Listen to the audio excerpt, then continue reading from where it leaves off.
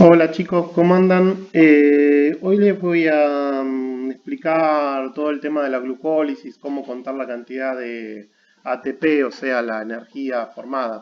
Acuérdense en que la molécula esta de ATP, que era el adenosintrifosfato, era una manera que tenía la célula de acumular energía que se usaba en el corto plazo, ¿sí? Y esta energía en las células animales se obtiene a través de la glucólisis. Bueno, si empezamos a ver a partir de la glucosa, que es el azúcar más común, cómo se va degradando, las primeras reacciones lo que hacen es consumir ATP. Entonces yo acá les pongo que en realidad lo que se consumieron son 2 ATPs, menos, por eso les pongo menos 2 ATP. Después de cuando la molécula de fructosa se parte en dos, o tengo dos moléculas distintas, yo voy a empezar a contar la cantidad de ATPs que producen cada una de estas moléculas de tres carbonos, ¿sí? El gliceraldehído 3-fosfato y la deshidroxicetona fosfato, perdón, se me trabaron la lengua. La dihidroxicetona fosfato se puede transformar en gliceraldehído 3-fosfato. Entonces, esta molécula, que voy a tener dos, va a producir ATP, pero siempre vamos a ir multiplicándolo por 2. Entonces, en esta cadena se van a producir dos ATPs, pero como se va a producir dos veces, yo siempre lo voy a multiplicar por 2. Entonces, yo gasté 2 ATPs y produje 4, 2 ATP por 2. Entonces, en total me quedaron 2 ATP de la glucólisis. Además, en la glucólisis se produce un NADH, que el NADH es una molécula que ahora cuando lleguemos al final, ahora la vamos a ir contando y al final explico bien cuál es su función, pero básicamente lo que va a ir haciendo los NADH es acumular electrones que van a ir perdiendo estas moléculas. Estas moléculas se van a ir oxidando y van a ir perdiendo electrones. Y el NADH, y después vamos a ver que hay otro que se llama FADH, que acá está cambiado el nombre, ahora eso también después lo explico, van a ir acumulando esos electrones. Pero por ahora solamente los vamos a ir contando y al final les explico bien cuál es su función. Cuando se termina la glucólisis y yo he obtenido piruvato, este piruvato va a entrar en el ciclo de Krebs, que es el ciclo que ocurre dentro de la mitocondria, y va a ir también liberando más NADH y más energía. Para que esto pase, se tiene que consumir otro ATP y se tiene que consumir y se produce otro NADH, ¿sí? Y en todo el ciclo se va a producir un GTP, que yo les había dicho que el GTP, que es el guanosintrifosfato, es igual, acá lo tienen escrito, guanosintrifosfato, es igual que el adenosintrifosfato. Para la célula los puede intercambiar, puede convertir uno en otro y puede utilizarlos como energía sin problema. Entonces, en el ciclo de Krebs se van a consumir dos ATPs y se van a producir dos ATPs. O sea que la cantidad de ATP que se produce en el ciclo de Krebs es, perdón, acá me equivoqué, acá puse total 2 ATPs, en realidad es 0 ATP, ¿sí? Esto lo tendría que haber corregido. Acá ya lo corregí. Entonces, tengo 0 ATPs y voy a producir 4 NADHs, ¿sí? Bueno, en total, entre la glucólisis y el ciclo de Krebs, yo produje 2 ATPs y 10 NADHs. Y además se producen, que acá no sé por qué en este esquemita, este lo dejé porque estaba bastante lindo, pero eh, acá lo llama coenzima Q. Esta coenzima Q en realidad en la mayoría de los libros se lo llama, es una sigla esto, ¿no? Todas estas son siglas, es FADH2, que en el esquema lo llama como QH2, pero, perdón, esto es todo un trabalengua, y encima cambian los nombres, pero lo importante es que se producen 2 ATPs, 10 NADH y 2 FADH. Esa sería la cantidad de moléculas totales que se producen. Ahora, ¿cuál es el sentido de este NADH, que era el que transportaba electrones? Que cuando esté dentro de la mitocondria, va a agregar sus electrones en lo que se llama una cadena de transporte de electrones, que al final va a terminar produciendo que el oxígeno se una a dos hidrógenos y forme una molécula de agua, ¿sí? Ese es como todo el fin en último término. Y cuando este electrón va pasando por la membrana citoplasmática, bombea hidrógenos hacia afuera de la matriz mitocondrial, ¿sí? Entonces van quedando menos hidrógenos acá adentro. El NADH produce un hidrógeno, pero ese hidrógeno después se consume cuando el oxígeno se transforma en agua, ¿sí? El oxígeno se une a estos hidrógenos y se transforma en agua. Entonces, entre los hidrógenos que bombeó afuera, que son 6, 2 acá, 2 acá y 2 acá, y entre el hidrógeno que produjo y los dos hidrógenos que consumió el agua, en total se sacaron, o hay menos 7 hidrógenos acá dentro de la matriz. Como yo tenía 10 NADH, si cada NADH saca 7 hidrógenos de la matriz extracelular, entonces en total los 10 NADH sacan 70, ¿sí? Bueno, eso va a ser importante al final de todo. El FADH hace algo parecido. Saca hidrógenos, ¿sí? Saca 2 hidrógenos en cada una de estas proteínas. O sea, en total saca 4 hidrógenos y produce 2 hidrógenos que se consumen también para formar agua. Consume el oxígeno que respiramos es consumido acá y lo usa para sacar agua.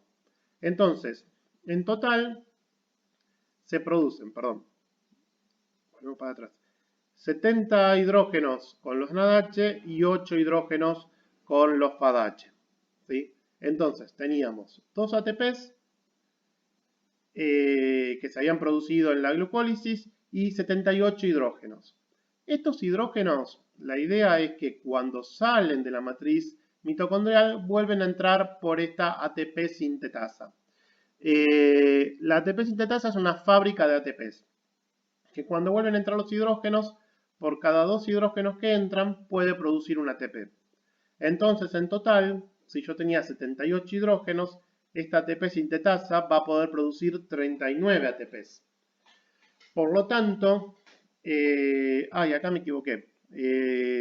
39 más 2 me daría 41 ATPs. Sí, perdón, acá lo tendré que haber borrado. Si no, ahora tendré que cerrar el programa, volver a abrirlo, corregirlo, volver a abrirlo. Pero tengan en cuenta que acá son los 39 más los 2. O sea que serían 41 ATPs. Fíjense que en realidad los NADH y el FADH son los que más producen ATP, ¿sí? Y dentro de la mitocondria. Sin la célula, ¿se acuerdan que yo les había contado que la mitocondria había surgido como una relación entre una bacteria y una célula eucariota? En realidad entre una bacteria y una célula eucariota. Esa célula eucariota había absorbido una mitocondria y habían quedado formando simbiosis.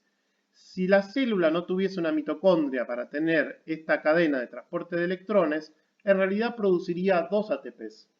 El hecho de que las bacterias, de que las células eucariotas tengan una mitocondria dentro, aumenta mucho la eficiencia respiratoria. ¿Sí? Fíjense que la multiplica por 20, ¿sí? Porque son casi 40 ATPs.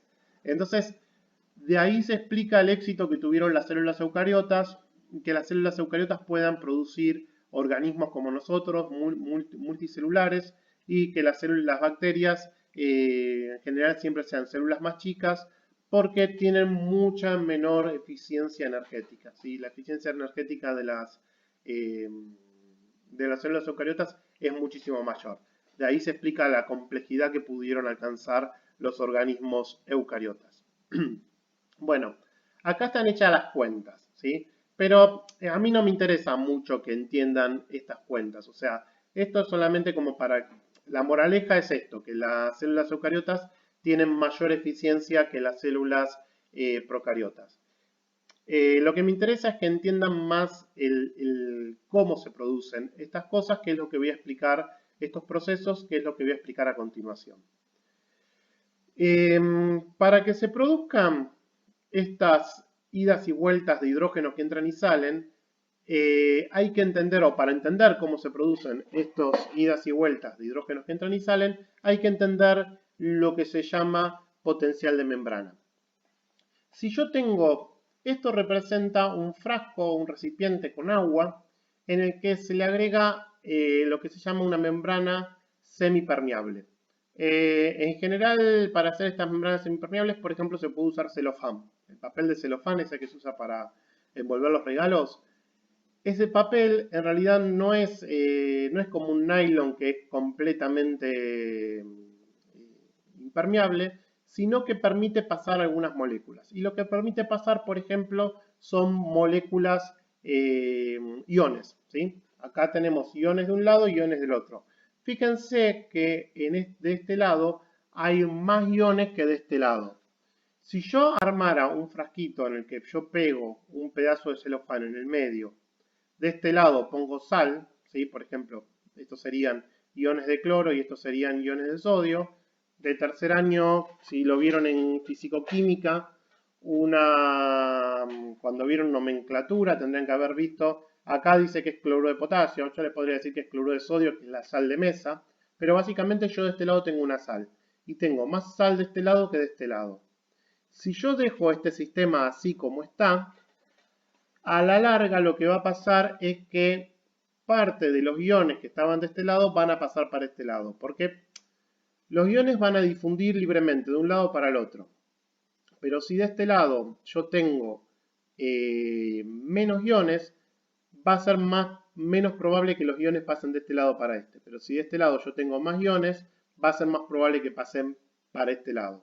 ¿Sí? Entonces va a llegar un momento que como es más probable que pasen de este lado para este, voy a tener la misma cantidad de un lado para el otro. Una vez que yo tengo la misma cantidad, la probabilidad de que pase uno del lado 1 al lado 2 es la misma de que pasen del lado 2 al lado 1.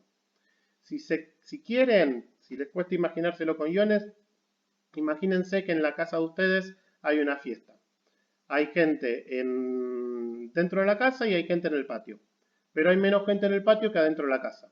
Y la gente empieza a caminar en la fiesta libremente por la casa y por el patio. Si había más gente adentro que afuera, y la gente camina sin razón, digamos, o sea, va dando vueltas por la fiesta, debería llegar un momento donde haya la misma cantidad de personas afuera del patio, en el patio, que adentro de la casa. Porque si yo hay más gente adentro de la casa, va a ser más probable que una persona termine saliendo, porque son más personas, que una persona que está en el patio termine entrando, porque son menos personas. Si hay 3 personas en el patio, ponele que entre una, pero si había 30 personas afuera, con la misma probabilidad van a salir 10. Entonces va a llegar un momento que se van a equilibrar la cantidad de personas adentro y afuera de la casa. Bueno, acá pasa lo mismo con los iones. Digamos que los iones son personas en una fiesta ultra aburrida. Los iones tienen la única característica que tienen que son positivos y negativos. Va a ser más probable que donde están más concentrados, donde hay más iones, salgan hacia afuera. Ahora, cuando esto pasa en una membrana plasmática, la mayoría de los iones no pueden atravesar la membrana. Hay distintas maneras de atravesar la membrana. Una es por difusión simple. Por difusión simple solamente pasan algunos tipos de moléculas, por ejemplo los gases. Pero si yo tengo un ion, ¿se acuerdan que cuando vimos membrana plasmática, yo les decía que solamente pueden atravesarlo por ejemplo, un canal de membrana? ¿Sí? En estos canales, las partículas solamente van a pasar de la zona más concentrada a menos concentrada. ¿Sí? Pueden ir para un lado o para el otro, pero siempre van a ir de la mayor concentración a la menor concentración. Puede ser que también haya algún sistema que deje pasar ciertas moléculas que tengan cierta estructura y que dejen pasar ciertas moléculas que tengan cierta forma, pero siempre de mayor concentración a menor concentración. Este tipo de transporte de membrana de moléculas a través de la membrana se llama difusión facilitada. Facilitan el paso de estas moléculas, pero siempre de mayor concentración a menor concentración. Si yo quiero traspasar algo de menor concentración a mayor concentración, tiene que ser con un gasto de energía. Si yo logro que algo pase de mayor concentración a menor concentración, incluso yo podría obtener energía de este paso. ¿Sí? Si yo para pasar de menor concentración a mayor concentración tengo que gastar energía, entonces yo esa energía de alguna manera la podría recuperar haciendo pasar estas partículas de mayor concentración a menor concentración. Eso es lo que hace la célula, ¿sí? Esta es la molécula, la ATPasa, la que habíamos visto, esperen que vuelvo, esta, ¿sí? Este esquemita, ahora es un esquema un poquito más completo, y en esta ATPasa lo que pasa es que los hidrógenos cuando entran por la ATPasa hacen que esta molécula cambie de forma de alguna manera y que el ADP, el adenosín difosfato, gane un fósforo. Cuando gana un fósforo se transforma en ATP. En la unión química entre este fósforo y esta molécula se acumula energía, ¿sí? Que queda retenida en esta molécula. Esta molécula después se puede volver a transformar en ADP en algún lugar de la célula donde se necesita energía. Cuando haga eso, acá faltaría como una flechita, cuando haga eso va a aportar energía a alguna parte de la célula que la necesite. Por ejemplo, si yo quisiera transportar alguna molécula que de un lugar donde hay poco a donde hay mucho, ¿sí? Yo consumo ATP y meto la molécula dentro. Una circunstancia en donde podría suceder esto es si yo estoy introduciendo en el intestino azúcares hacia adentro de las células. Hacia adentro de las células va a estar más concentradas las azúcares y en el intestino van a estar un poco más diluidas. Pero si yo gasto un poco de energía, por ejemplo gasto un ATP, puedo meter una glucosa. Después esa glucosa yo la voy a usar para obtener más energía. ¿Sí? Pero en el intestino esto funciona así. Las moléculas que yo absorbo en el intestino en general se absorben gastando energía. Bueno, entonces esta sería la manera en la que se explica cómo la célula obtiene energía con estos hidrógenos que habíamos visto antes, que los producían el NADH y el FADH. Cuando entran los hidrógenos, se produce un ATP, ¿sí? Gracias a esta molécula. Bueno, otra manera de verlo, este es un dibujito bastante fácil, bastante esquemático, es la siguiente. Supónganse en que los hidrógenos son piedritas que van cayendo, ¿sí? O sea, tenderían a entrar a la célula, entonces es como que van cayendo a favor de la energía, en este caso, en este esquemita, caen a favor de la gravedad. Si cuando caen le van pegando unas paletitas que van enroscando una soga, por ejemplo, yo puedo usar la fuerza de las pelotitas que van cayendo para levantar un balde de agua. Cuando yo levanté este agua yo la puedo usar para otra cosa. Este agua está cargada de una energía que ustedes la van a ver este año en física que se llama energía potencial. Esa energía potencial, al estar más alto, yo la puedo usar, por ejemplo, para hacer mover una máquina hidráulica, una máquina que genere energía, ¿sí? O que genere trabajo de algún tipo. Supónganse en que como si fuese un molino de esos, habrán visto en alguna película algún molino que muelen harina, que tiene como una rueda grande que se mueve con el agua. Bueno, ese agua se podría usar para eso. Entonces es una máquina hidráulica que produce algún trabajo, entrega energía de alguna manera, ¿sí? Entonces, con los hidrógenos, yo levanté el balde se cargó de energía y esa energía después se puede usar para otra cosa. En esta analogía,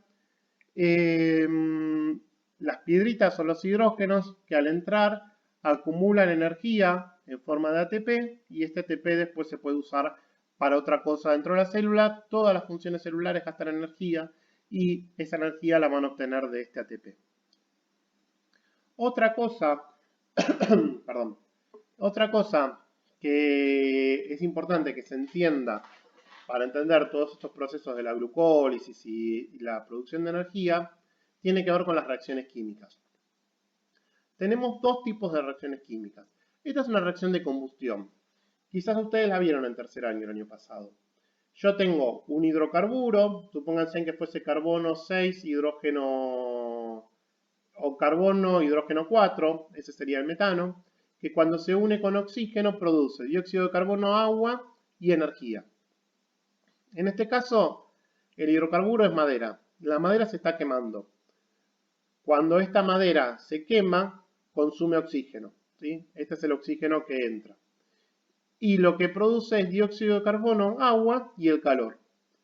Esta energía de esta reacción exotérmica se llama exo, quiere decir afuera, térmica, temperatura o calor. Es una reacción que libera calor.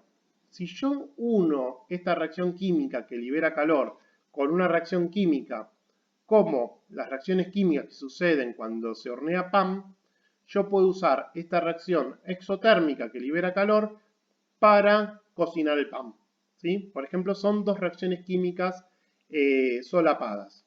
Una reacción química exotérmica y utilizo la energía de esta reacción química para cocinar el pan. En las reacciones químicas que vimos nosotros, cuando empezaba la glucólisis, la glucosa se transformaba en glucosa 6-fosfato. Esa reacción química necesita energía. Y la energía la obtenía sería una reacción química endotérmica. Este sería el pan que se cocina. Sería esta reacción, la exotérmica. Pasa de la masa cruda a la masa cocida. Y la reacción exotérmica es el ATP que se transforma en ADP. O sea, el ATP pierde su energía en esta reacción química y esta energía que se perdió se usa para transformar a la glucosa en glucosa 6-fosfato. Si ustedes analizan cada una de las reacciones iniciales que yo les estaba mostrando de la glucólisis, en cada reacción química que se gaste o se produzca ATP, hay dos reacciones químicas, una exotérmica y una endotérmica. La exotérmica libera energía, ¿sí? Fíjense que antes tenía esta cantidad de energía y liberó toda esta energía. Y esta energía que se pierde se utiliza para agregarle energía a la glucosa, ¿sí? Vamos a ver un montón de reacciones químicas en las que se va a ir produciendo esto. Esto se llaman reacciones químicas acopladas. Y cada una de las reacciones químicas, a ver si acá se me termina la presentación, voy a volver al principio de todo. Esta es la reacción química que les estaba mostrando. La glucosa se transforma en glucosa 6-fosfato. Son dos reacciones químicas distintas. Que se degrade el ATP y que se fosforile, que es agregarle un fósforo a la glucosa. Y en cada reacción química que se gaste o se produzca energía, van a haber dos reacciones químicas asociadas. Por ejemplo, acá que se produce de ATP, se produce un ATP, de ADP, perdón, se produce un ATP, la energía se pierde de esta molécula que se transforma en esta molécula. Y se pierde, o sea, acá yo pierdo energía, es una reacción exotérmica, y esta es una reacción endotérmica, que gana energía. Y el ATP queda lleno de energía para, por ejemplo, después que tenga lugar otra reacción exotérmica, donde el ATP va a liberar energía y se va a usar para otra cosa. Puede ser para hacer una transformación química o como habíamos visto acá para bombear moléculas dentro de la célula. Estos son dos ejemplos donde el ATP puede entregar energía. Dentro de nuestro cuerpo hay cientos. Ahora yo que estoy hablando, lo que estoy haciendo es contraer los músculos de mi diafragma para que el aire salga de mis pulmones. Esa contracción de músculos está gastando un montón de ATP, ¿sí? Si ustedes están escuchando esto, tienen que estar... O sea, ¿por qué están escuchando esto? Porque el oído está detectando ese sonido y ese sonido está siendo transmitido, esa señal que va a captar el oído va a ser transmitida al cerebro. Eso se transmite a través de un impulso nervioso. Cada una de las neuronas, para poder transmitir el impulso nervioso, tienen que gastar ATP. Es esa energía química que se transforma en otra cosa para poder transmitir el impulso nervioso. Si ustedes después van a agarrar una lapicera y van a anotar algo de todo lo que estoy diciendo en el video, los músculos de su de su brazo, van a gastar ATP para contraerse y poder escribir en la hoja. Y además, para que esos músculos se puedan contraer, ustedes desde su cerebro van a tener que mandar una señal nerviosa a sus músculos que también va a gastar ATP.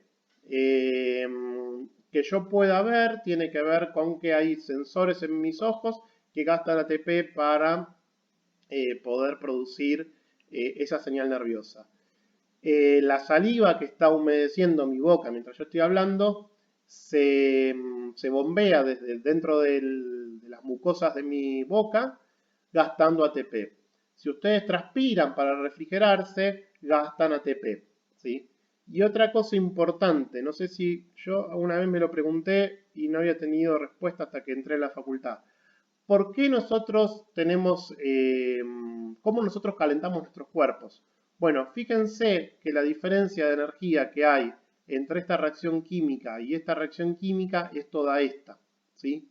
Esta energía se pierde, o sea, los procesos energéticos dentro de la célula no son perfectos.